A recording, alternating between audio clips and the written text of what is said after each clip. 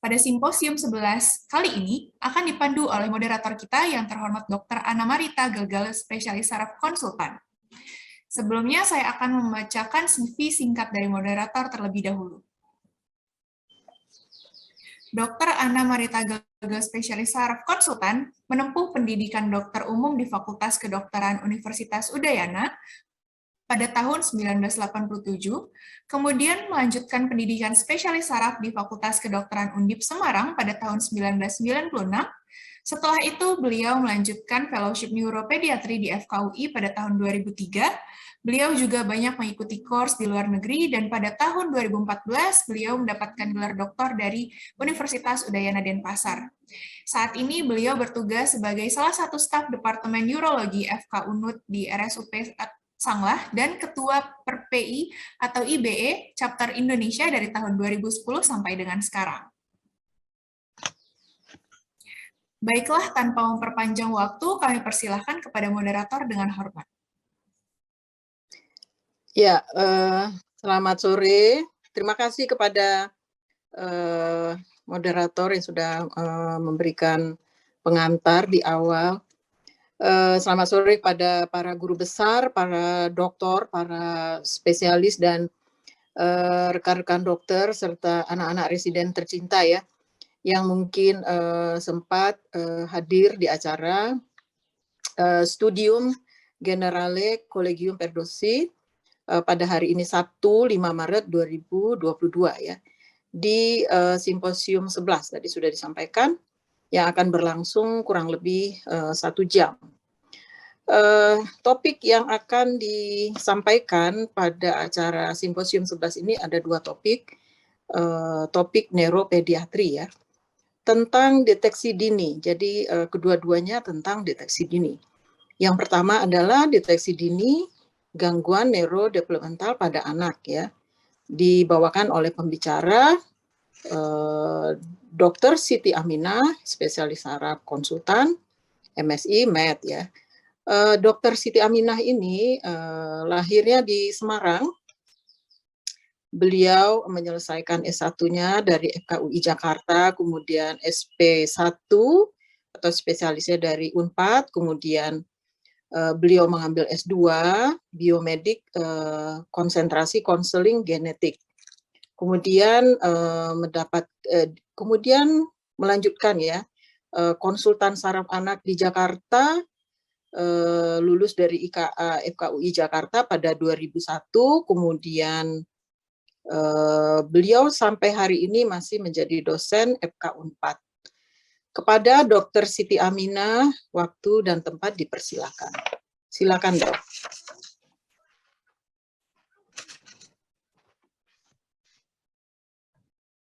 Terima kasih. Assalamualaikum warahmatullahi wabarakatuh. Selamat siang kepada Profesor, para rekan sejawat sekalian, para senior, para peserta Studium Generale Medical 2022. Dan terima kasih kepada moderator Dr. Anna Marita Gelgel, spesialis saraf konsultan.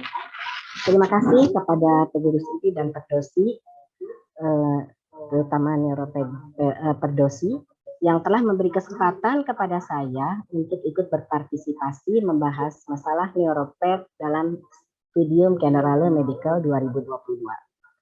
Topik yang diberikan kepada saya adalah deteksi dini gangguan neurodevelopmental pada anak. Ini share screen-nya sudah terlihat ya. Adapun pokok bahasannya adalah pendahuluan, istilah perkembangan, kemudian perkembangan normal, tanda bahaya gangguan perkembangan, dan pemeriksaan perkembangan. Sebagai pendahuluan, keterlambatan perkembangan ini merupakan suatu masalah kesehatan kemasyarakatan di seluruh dunia. Secara global, setiap tahunnya terdapat Secara global, setiap tahun sekitar 200 juta anak kurang dari 5 tahun akan mengalami keterlambatan yang bermakna. Dan ternyata 86%-nya ini terjadi di negara sedang berkembang. Saya akan memperkenalkan istilah-istilah perkembangan. Perkembangan ini adalah suatu prosedur kompleks pada seseorang untuk mendapatkan kemampuan beragam agar berfungsi secara optimal dalam setting sosial yang berlangsung sejak masa kanak sampai dengan meninggal. Dan kebanyakan perkembangan ini terjadi dalam beberapa tahun pertama kehidupan. Perkembangan ini akan dibagi atas 5 domain. Ada yang membaginya 5 domain dan ada yang membaginya 4 domain. Kalau 5 domain dia membedakannya motorik kasar, motorik halus, bicara dan bahasa, kognisi, dan sosial emosional. Sedangkan yang 4, keterampilan motorik kasar dan halus, bicara dan bahasa, sosial, personal, dan aktivitas sehari-hari, performa, dan kognisi. Yang disebut keterlambatan perkembangan, seseorang mengalami keterlambatan yang bermakna dalam memperoleh tahapan atau keterampilan pada satu atau lebih domain perkembangan. Dan setiap keterlambatan dalam mencapai tahap perkembangan dalam beberapa tahun pertama kehidupan tentu akan berefek pada cara seseorang berinteraksi dengan lingkungan sosial. Kalau keterlambatan perkembangan global, artinya terdapat keterlambatan yang bermakna pada 2 atau lebih dari 4 domain. Dan yang disebut keterlambatan bermakna itu artinya performanya pada 2 atau lebih standar deviasi di bawah min untuk anak seusia, atau berbeda 25% atau lebih dari yang diharapkan. Kalau regresi, artinya anak kehilangan keterampilan yang sudah didapat, dan ini sering berhubungan dengan gangguan neurologis yang berat dan penyakit metabolik bawaan. Bagaimana perkembangan normal? Perkembangan adalah prosedur kompleks pada seseorang yang berlangsung dari kranial ke kaudal, dari proksimal ke distal, untuk mendapatkan kemampuan beragam agar berfungsi secara optimal dalam setting sosial yang berlangsung sejak masa kanak sampai dia meninggal. Kebanyakan ini terjadi beberapa tahun pertama. Kita lihat bahwa pembentukan otak. Pembentukan otak ini dimulai dengan yang sederhana, kemudian dia menjadi struktur yang lebih kompleks dan lebih terspesialisasi. Di sini akan terjadi sinaptogenesis, dendritisasi, mielinisasi, dan kemudian akan terjadi pruning. Pruning yaitu pemangkasan agar proses yang dikerjakan bisa lebih efisien dan lebih efektif. Dan sifatnya ini hanya memangkas serabut-serabut yang tidak digunakan. Kita tahu ini pada proses pembentukan. Nah, ini kita lihat bahwa pada saat anak baru lahir, ini sinap-sinap itu sudah terjadi walaupun belum begitu rimbun. Tapi pada sampai 7 tahun ini sangat-sangat rimbun. Karena di sini itulah sebabnya pada usia sampai usia 7 tahun ini kita harapkan kita membuat traktus-traktus yang sangat banyak. Kemudian pada masa remaja, terjadi pruning sehingga yang tertinggal adalah serabut-serabut yang memang cukup kuat dan ini yang memang akan digunakan untuk kehidupan sehari-hari dan kehidupan yang akan datang.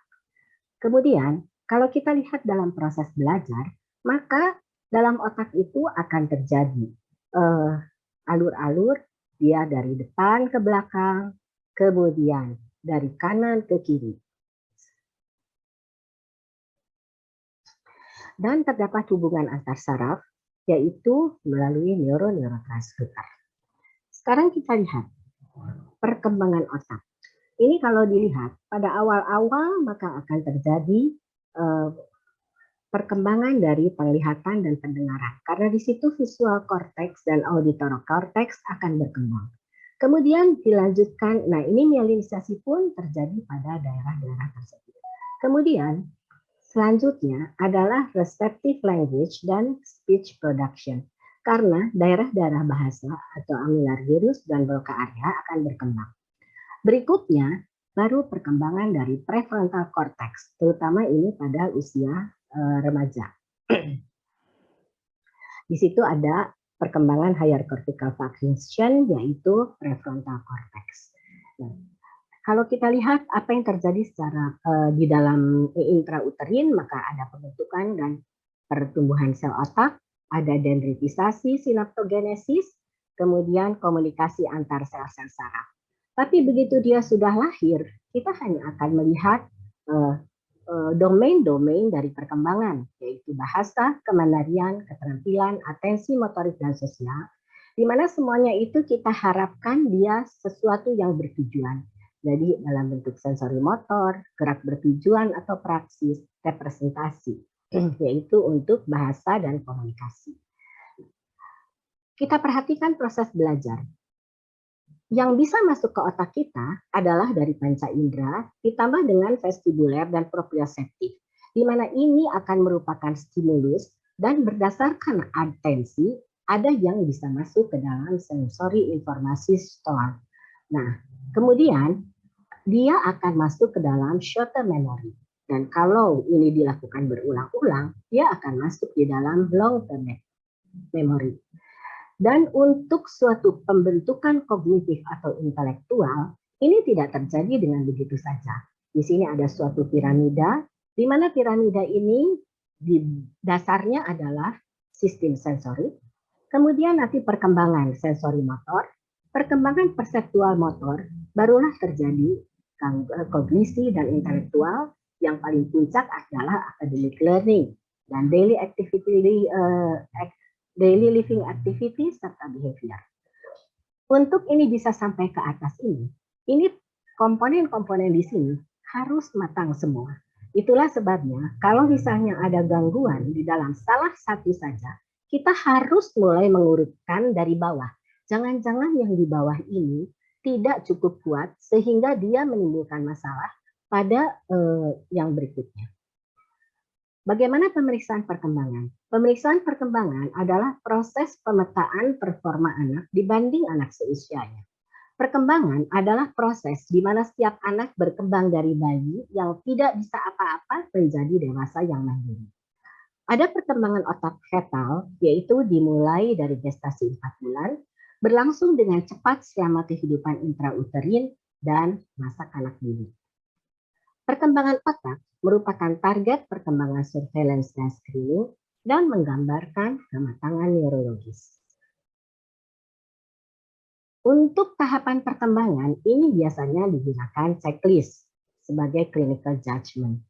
Nah, tapi harus diingat, kalau parental recall milestone ini, jadi tentang tahap perkembangan, itu biasanya tidak tepat. Jadi orang tua kadang-kadang kalau kita tanya, dulu anaknya bisa duduk umur berapa? Nah, kadang-kadang dia tidak bisa mengingat-ingat. Tapi kalau seumpamanya parental laporan keluarga kondisi perkembangan anak sekarang atau saat ini, itu biasanya lebih akurat dan reliable. Misalnya dia bilang, anak saya sekarang kok bicaranya baru 1 kata, padahal dia usianya sudah 3 tahun. Itu kita harus percaya, dan itu biasanya lebih akurat dan reliable. Untuk dokter umum yang sibuk, screening perkembangan anak melalui laporan orang tua ini adalah merupakan screening awal. Dan Parent Evaluation of Developmental Status atau PEDS yang berisi kuesioner terdiri dari 10 pertanyaan mencakup usia sejak lahir sampai 3 tahun. Ini ada rekomendasi dari American Academic Pediatric. Untuk alat bantu screening gangguan perkembangan, tes gangguan perkembangan ini tidak bisa digunakan untuk menegakkan diagnosa. Jadi kita bisa melihat ini ada keterlambatan, tapi kita tidak bisa mengetahui apa diagnosanya. Dan sehingga harus dilakukan rujukan. Alat tes yang ideal harus melingkupi semua aspek perkembangan yang dapat diaplikasikan untuk semua usia dan sudah tervalidasi. Diharapkan sensitivitasnya 70-80% dan spesifikasinya 80%. Dan aspek perkembangannya dinilai meliputi kemampuan motorik halus, motorik kasar, bahasa dan komunikasi, problem solving dan adaptive behavior, dan kemampuan personal sosial. Jenis alat bantu screening tadi yang merupakan checklist, ini ada yang parent completed administered tools. Jadi ini betul-betul orang tua yang mengisi, orang tua suruh ngisi sendiri. Jadi ini berdasarkan laporan dari orang tua pasien. Orang tua mengisi form secara mandiri dan ini kita gunakan sebagai initial screening test. Ada directed administered tools di mana berdasarkan observasi langsung dokter terhadap anak dan ini lebih komprehensif tapi memakan waktu yang lama dan digunakan sebagai metode follow up pada anak apabila hasil screening terdapat abnormalitas. Jadi kalau semuanya ini dari sini kita lihat ternyata ada kelainan, kita masuk ke yang sebelah sini. Pertanyaan saat screening yang dianjurkan itu adalah, ada enggak kekhawatiran tentang perilaku, belajar, dan perkembangan anak? Atau cara anak berjalan atau menggunakan tangan dan kaki, tentu ini motorik yang kita tuju, bicara dan pengertian saat diajak bicara, yaitu bahasa, senang bermain dengan mainan, ini adalah interaksi karena kita tahu bahwa bermain itu bisa dengan mainan dan bisa dengan anak sebaya. Apakah anak pernah terhenti melakukan sesuatu yang sudah pernah dia kerjakan sebelumnya? Artinya ada regresi. Apakah anak bisa bermain dengan teman lain? Interaksi. Adakah kekhawatiran tentang bagaimana anak belajar melakukan sesuatu untuk dirinya sendiri? Instrumen screening, tadi dikatakan bahwa alat screening yang baik yang dengan sensitivitas dan spesifisitas 70-80%. Di Indonesia yang dipakai adalah KPSP, Questionnaire Pre-Screening Perkembangan, yaitu Pre-Screening Development Questionnaire PDQ versi Indonesia dengan sensitivitas 60% dan spesifitas 92%. Dan ini digunakan di pusat layanan primer. Kemudian ini adalah rekomendasi. Canadian Task Force on Preventive Healthcare, dia tidak merekomendasikan screening pada anak 1-4 tahun kalau tidak ada keterlambatan dan orang tua tidak ada kekhawatiran khusus. Ini berbeda dengan AAP, di mana dia merekomendasikan bahwa dalam 3 tahun pertama harus dilakukan screening pada usia 9, 18 bulan, 24, dan 30 bulan. Yaitu pada saat kunjungan rutin. Dan screening autis pada usia 18 dan 24 bulan. Tapi semua merekomendasikan screening apabila terdapat kekhawatiran khusus dari orang tua. Jadi begitu orang tuanya datang, maka kita harus melakukan screening. Nah, untuk screening kita tentu akan melihat pemeriksaan kepala. Pemeriksaan antropometri dulu mungkin tinggi badan dan berat badan. Kemudian pemeriksaan kepala. Pemeriksaan kepala itu yaitu lingkar kepala. Di sini walaupun ada chart yang sangat spesifik untuk lingkaran kepala, tapi di sini kita bisa menggunakan cara yang lebih mudah. Yang lebih mudah itu ya artinya lebih sederhana. Jadi namanya juga screening ya. Nah, ini memakai aturan 3 dan 9. Kita lihat bahwa usia bayi baru lahir 3 bulan, 9 bulan, 3 tahun, dan 9 tahun. Kemudian ukuran lingkar kepala, bayi baru lahir itu 35, 3 bulan itu 40, jadi masing-masing nambah 55, 9 bulan 45, 3 tahun 50, 9 tahun 55. Jadi kalau seumpamanya kita tidak punya chart yang sedang ada di bawah-bawah, kemudian kita melihat ada seorang anak dan kita ukur, kita bisa mengira-ngira ini orang ada makrosefalka atau mikrosefal dengan menggunakan aturan 39. Ini merupakan cara mengevaluasi sistem susunan saraf pusat pada bayi baru lahir dan anak pada periode dini karena menggambarkan volume otak dan cairan otak. Ubun-ubun besar menutup usia 7-19 bulan dan ubun-ubun kecil menutup saat dilahirkan sampai usia 2 bulan. Kemudian kita akan melihat kelainan-kelainan bentuk. Carilah kelainan bentuk yang sangat kelihatan. Misalnya kepala, ini craniosynostosis, mikrosefal, makrosefal. Kemudian mata, kita lihat di sini ada katarak, kemudian di sini ada strabismus, dan hidung. Nah, di puncak hidung terdapat tonjolan yang itu bisa merupakan meningoencephalokel. Kemudian telinga, lihat bentuk daun telinganya, dan yang penting adakah lubang yang bisa lubang telinganya utuh atau tidak. Kemudian mulut kita lihat bibir sungging atau tidak. Anggota gerak polidaktili atau anggota gerak yang tidak ada atau dia lebih pendek. Dan batang tubuh kita lihat adanya skoliosis, meningomyelocele, dan adanya headline.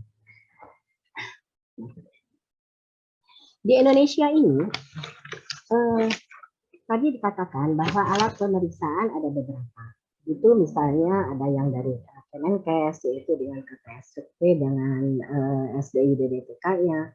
Kemudian ada yang dari PKK, ada yang dari BKB, ada yang dari PAUD. Tapi dari manapun itu harus, kalau seumpamanya ada kelainan, harus dibawa dirujuk ke pusat rujukan pelayanan kesehatan yang tingkat primer. Nah, misalnya ke puskesmas. Nah, kemudian ini adalah tumbuh kembang. Kita akan lihat bahwa ini gerakan kasar, gerakan halus, pengamatan, bicara, dan sosial. Ini adalah chart yang kebetulan saya ambil dari Suryakanti. Nah, ini di sini usianya 4 bulan, 8 bulan, 18 bulan, 12, 18, 24, 36, 48, dan 60. Dan di sini, di dalam perkembangannya, ini semua itu harus mengikuti usia yang kalendernya. Kemudian kita lihat bagaimana kelainan atau yang bisa dikerjakan. Ini misalnya, kita akan melihat, ini motorik kasar. Motorik kasar seorang bayi baru lahir. Dalam perkembangannya tadi dikatakan bahwa anak itu akan berkembang dari kranial, jadi dari sefalo ke kaudal, dan dari proksimal ke distal. Apa artinya? Dia tidak akan bisa duduk kalau kepalanya masih headlock. Dia tidak akan bisa membuka tangannya kalau ketiaknya masih tertutup. Sekarang kita lihat. Ini adalah seorang bayi di mana semuanya fleksi dan kepalanya ini tentu belum bisa apa-apa. Berikutnya, dia kepala sudah sedikit bisa mengangkat dan tangan sudah mulai ke depan sehingga dia bertumpu, tumpuannya ada di siku. Tumpuannya berada di situ dan kemudian kita lihat kakinya pun sudah mulai ekstensi. Nah, ini mungkin dia bisa sampai 30 derajat mengangkat kepala. Kemudian pada tahap berikutnya kita lihat lagi ini ketiak sudah mulai membuka dengan lebar dan kepala sudah mulai mengangkat. Sehingga tumpuan waktu dia tengkurap itu berada di dada bawah.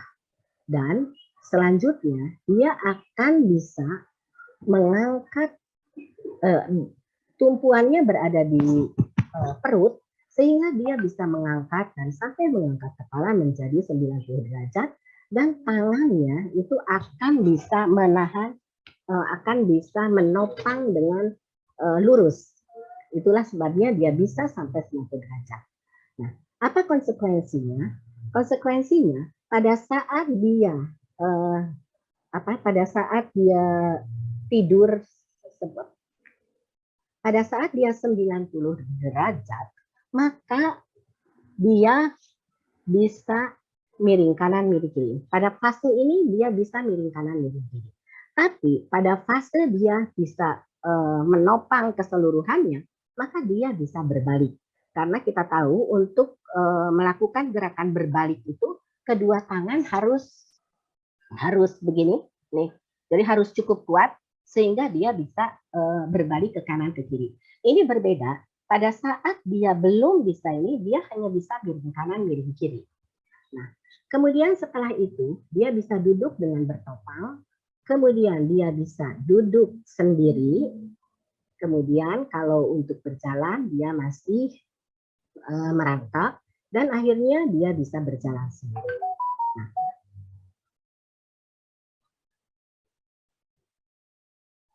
ini adalah perkembangan motorik kasarnya. Kemudian pada saat dia sesudah tadi dia bisa berjalan, dia nanti harus bisa berlari, kemudian harus bisa melompat, melompat itu dengan dua kaki, kemudian lama-lama dia bisa melompat dengan satu kaki di tempat, dan kemudian dia bisa melompat ke depan. Itu pada usia-usia tertentu. Sekarang kita akan melihat bagaimana motorik halusnya. Pada motorik halus, mula-mula si anak itu akan mengepal, bayi itu mengepal. Kemudian pada saat usia 3 bulan, dia harus membuka, betul-betul bisa membuka, sehingga orang tua akan mengajarkan dia untuk pok ame-ame. Nah, pada saat dia bisa membuka begitu, maka kalau dia kita berikan sesuatu di tangannya, maka dia akan bisa mengambil, tapi tidak meraih. Jadi dia mengambil. Itu pun mungkin dia akan mengambilnya dengan seluruh telapak tangan atau palmar grasp. Setelah itu, dia umur 1 tahun, dia harus bisa pincer grasp. Dan akhirnya nanti dia akan berkembang menjadi tripod akhirnya. Nah, kemudian pada saat usia 5 bulan, dia sudah harus bisa meraih. Dan pada saat 6 bulan, dia harus sudah bisa mengambil dan meraih. 9 bulan, karena dia sudah bisa duduk dengan stabil dan kedua tangan tidak usah menopang, maka dia bisa diberi mainan dan bisa memegang dengan kedua tangan.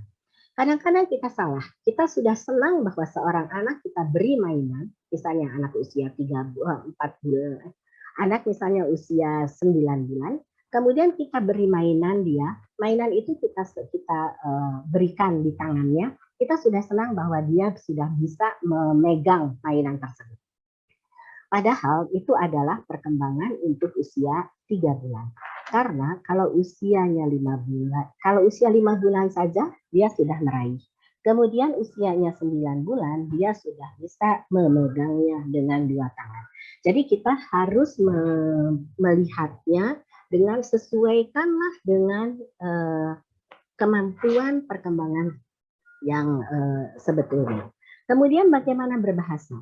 Berbahasa itu kita tahu mula-mulanya dia ada cooing, babbling, kemudian menjadi kata-kata, ujung-ujung kata.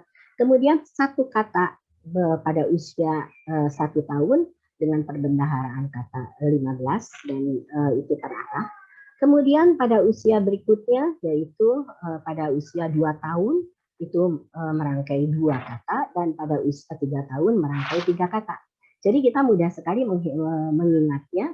Jadi 1 tahun 1 kata, 2 tahun 2 kata, dan 3 tahun 3 kata. Tetapi perbendaharaan katanya untuk yang 2 tahun harus sampai 50 kata, sementara untuk yang 3 tahun itu sampai 250 atau 300 kata. Dan tata bahasa sudah mulai ada.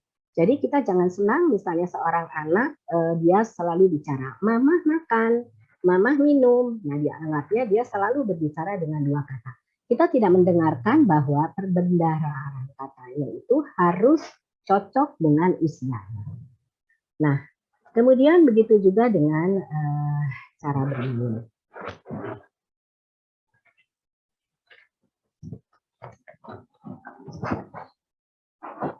Ini kita lihat dia, anak ini mampu kedua tangan, dia berusaha mengangkat kepala pada usia 4 bulan, ya. Kemudian dia akhirnya bisa duduk sendiri, kemudian akhirnya dia bisa untuk berdiri sendiri, dan kemudian dia ini berlari tanpa jatuh. Dan apa yang terjadi pada usia 24 bulan? Pada 24 bulan dia sudah melompat dengan 2 kaki sekaligus, kemudian naik turun tangga, melompat 1 kaki di tempat, melompat dengan 1 kaki ke arah depan. Nah, kemudian ini kita kembali, kita lihat bagaimana ini motorik kasar, motorik halusnya. Dia bermain dengan kedua tangan. Tadi kita lihat bahwa usia 3 bulan dia sudah harus bisa bertepuk tangan dan dia sudah harus bisa memainkan tangannya, sudah harus bisa untuk memegang tangannya, ya. Nah, kemudian apa yang terjadi pada stadium berikutnya? Dia bisa menggenggam dengan seluruh telapak tangan. Kemudian ini adalah pincer grasp. Kemudian ini mampu menyusun 3 balok. Menyusun 3 balok ini merupakan visual motor, di mana seorang anak akan memegangnya dengan hati-hati, kemudian dia akan menaruhnya dengan hati-hati. Dan kalau seumpamanya pada usia 18 bulan, itu biasanya 3 balok. Dan pada usia berikutnya, dia baloknya akan lebih tinggi. Nah, ini dia bisa membuka tutup kotak, kemudian di sini mulai menggambar. Mula-mula dia itu gambarannya begini, jadi hanya garis vertikal, tapi kemudian nanti bisa garis tambah, kemudian nanti dia bisa bikin lingkaran, dan pada usia berikutnya dia bisa garis segitiga maupun segi 4. Nah, itu ada tahapan-tahapannya. Mengamati pun makin lama akan makin panjang. Kemudian untuk tahapan selanjutnya adalah, nah, ini tahap untuk pengamatan, bicara, dan sosialisasi. Dan seperti saya katakan tadi bahwa pada setiap usia ini nih harus ya begini. Nah, harus sama ya. Ini sosialisasi tuh sampai dia bisa bermain. Nah, ini yang tadinya tersenyum kepada ibu, main cilukbak, kemudian memberi mainan kepada ininya, kemudian menyebut nama, mampu menyebut nama. Sebetulnya seorang anak itu kalau seumpamanya dipanggil nama, itu tuh 8 bulan dia sudah harus tahu bahwa dia punya nama, misalnya namanya Budi misalnya. Dia sudah mengenal bahwa kalau dipanggil Budi itu adalah saya. Tapi kalau 18 bulan ini dia sudah tahu siapa namanya dia begitu ditanya, ya. Nah, kemudian untuk sosialisasi tadi sudah ya. Untuk berikutnya adalah menurut kegiatan. Nah, pada berikutnya ini adalah menurut kegiatan orang biasa. Kemudian ini dia bermain dengan teman-temannya.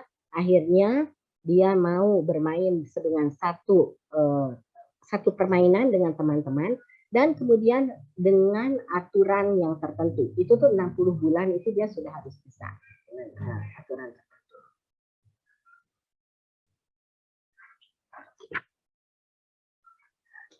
Nah, sekarang ini adalah contoh. Contoh kalau seumpamanya anak yang usia 8 bulan.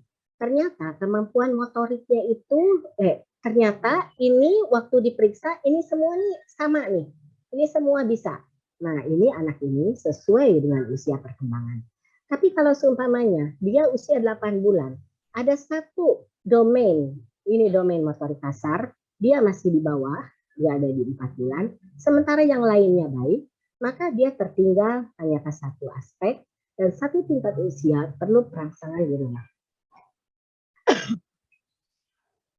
Kemudian, yang berikutnya usia 8 bulan, tapi 2 domain, yaitu motorik kasar, motorik halusnya masih 4 bulan, sementara yang lainnya baik, berarti dia tertinggal pada 2 aspek. Dan ada juga yang tertinggal pada 3 aspek. Nah, selain itu, kita harus tahu adanya tanda bahaya atau red flag perkembangan yang sangat terganggu yang harus segera dirujuk. Di situ ada indikator positif terhadap gejala, yaitu hilang kemampuan perkembangan usia berapapun. Orang tua khawatir tentang penglihatan, fokus, atau mengikuti objek, atau diagnosa gangguan penglihatan pada usia berapapun. Kehilangan pendengaran usia berapapun, tonus otot rendah menetap floppy, tidak bisa bicara usia 18 bulan, terutama bila anak tidak ada usaha untuk berkomunikasi dengan cara lain, yaitu bahasa tubuh. Gerakannya asimetri, mungkin ada kelumpuhan, ya. Kemudian jalan jinjit yang menetap. Disabilitas kompleks atau lingkaran kepala terlalu besar, yaitu makrosefal atau mikrosefal. Sementara indikator negatif di mana anak tidak bisa melakukan, yaitu duduk tanpa bantuan usia 12 bulan, jalan 18 bulan, atau 2 tahun pada perempuan, selain jalan jinjit, belum bisa berlari usia 2,5 tahun, Memegang benda yang diletakkan di tangannya pada usia 5 bulan. Dia belum bisa, padahal itu hanya diletakkan. Padahal kita tahu usia 5 bulan itu sudah harus meraih. Ini kita meletakkan saja dia nggak bisa ngambil. Kemudian meraih objek usia 6 bulan dan menuntun objek untuk berbagi minat pada usia 2 tahun. Nah, kemudian kita juga harus lihat early indicator untuk autis, di mana akan melihat area language development, non-verbal communication, social developmental, area bermain, kemudian body use and sensory difference, serta lain-lain. Nah, ini ada beberapa cara yang untuk bisa dengan MCAT, bisa dengan ini ya. Bagaimana evaluasi dan rujukan? Kalau seumpamanya ada keterlambatan perkembangan, rujuk ke pusat rujukan, sehingga akan dilakukan pemeriksaan perkembangan detail dan evaluasi medis komprehensif, sehingga bisa dilakukan intervensi yang dini. Kesimpulannya, screening adanya gangguan perkembangan harus dilakukan rutin di pusat layanan primer. Screening bisa mengetahui adanya keterlambatan pada domain tertentu, tapi tidak menegakkan diagnosa. Dimulai dari checklist orang tua terhadap perkembangan anak, dilanjutkan dengan pemeriksaan pada anak, kenali adanya tanda-tanda red flag atau bahaya yang mengharuskan anak untuk dirujuk. Sekian dan terima kasih, itulah pemaparan saya. Mudah-mudahan bermanfaat. Wabillahi taufiq wal hidayah. Assalamualaikum warahmatullahi wabarakatuh.